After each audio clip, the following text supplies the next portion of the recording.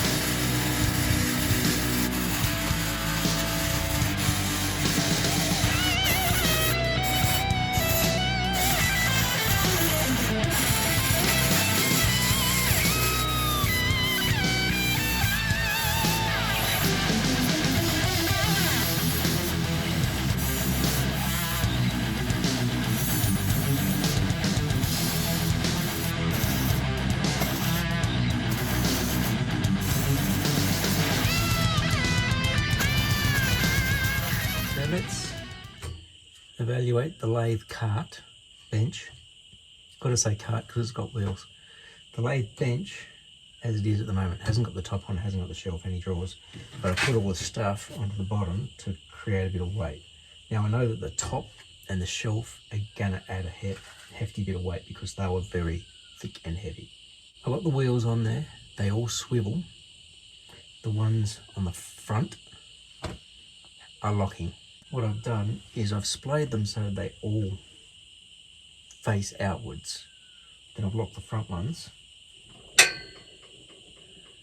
Got a bit of movement, which has to be expected, I think. I've just thought of a way that I might be able to get to fix that. I've thrown this on the top to see how heavy it was going to be for moving it, and I did that while it was outside. So it's coming in over the little steps of the shed.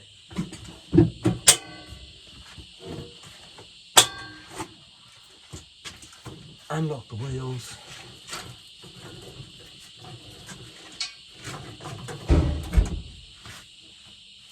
I'm going to be able to bring that in and out of here really easily. And just like everything else in here, if I need to get at stuff. I mean, that rolls better than this one. This one only has 40mm wheels. Heavy duty wheels. This one, the wheels I bought for this, add like 5 inches of height underneath, 129mm. They rated to hold 70 kilos each, somewhere between 160, 170 pounds each. Definitely strong enough for this lathe in terms of weight bearing. I think if I got something on here that was well out of whack, turning a big bowl, I haven't got the other end locked, but you really need to make the wheels spit out by the side.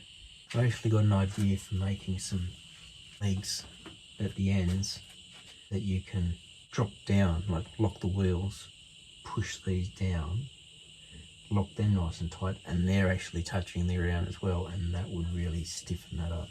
Also welded the undersides, which you would have seen. I welded the undersides of all the joints that I'd made. And they penetrated well because I can see the heat marks on the opposite side of the metal. The wheels are welded on, which you've seen. Gasless MIG from school that's got a 10 number speed adjustment, but it's only got a high and low for the amperage. It's not really fine adjustable. When I started doing the very first wheel, which was the one I was filming, melted the crap out of these. They're only plastic, so I'm not surprised. These are basically little dust covers for the ball bearing race. They don't hold the ball bearings in, they just are meant to keep dirt out of the ball bearing race. So one's gone. There's another one that's pretty suspect. Tried shielding them a little bit later. Didn't really work. Round through the zinc coating on the wheel mounting plates, because you don't want to be welding zinc. Very thin gauge metal that even when I was just tack welding, it melted straight through it.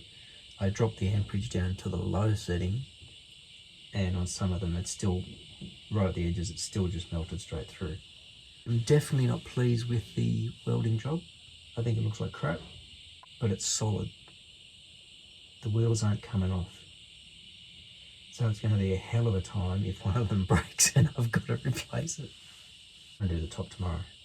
I need to do work on that door frame. I'm going to do the putty tonight. I can sand in the morning and I should be able to get that screen on tomorrow.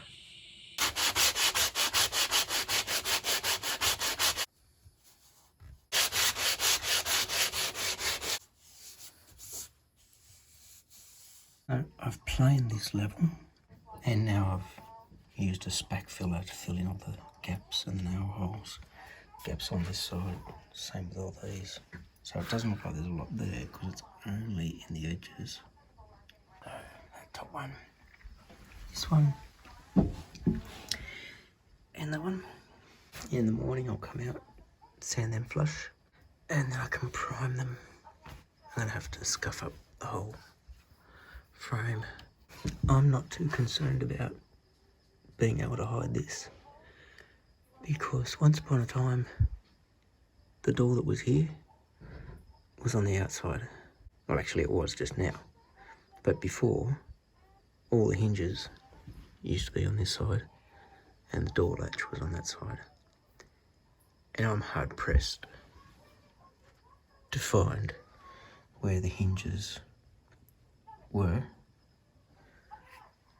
and where the door latch was, because I've done a really good job of concealing it the first time, if I do say so myself. The one trouble we've got though is we painted this in enamel because we thought exterior, even though it's not in touch with the elements, enamel's the best way to go. It's just peeling off all the windows that do come into contact with the elements. They're not too bad here under the porch roof. I think I may have located one of the old hinge spots. Anyway, I'll let all this dry. Deal with it in the morning. Gotta get a broom and sweep up all my dust.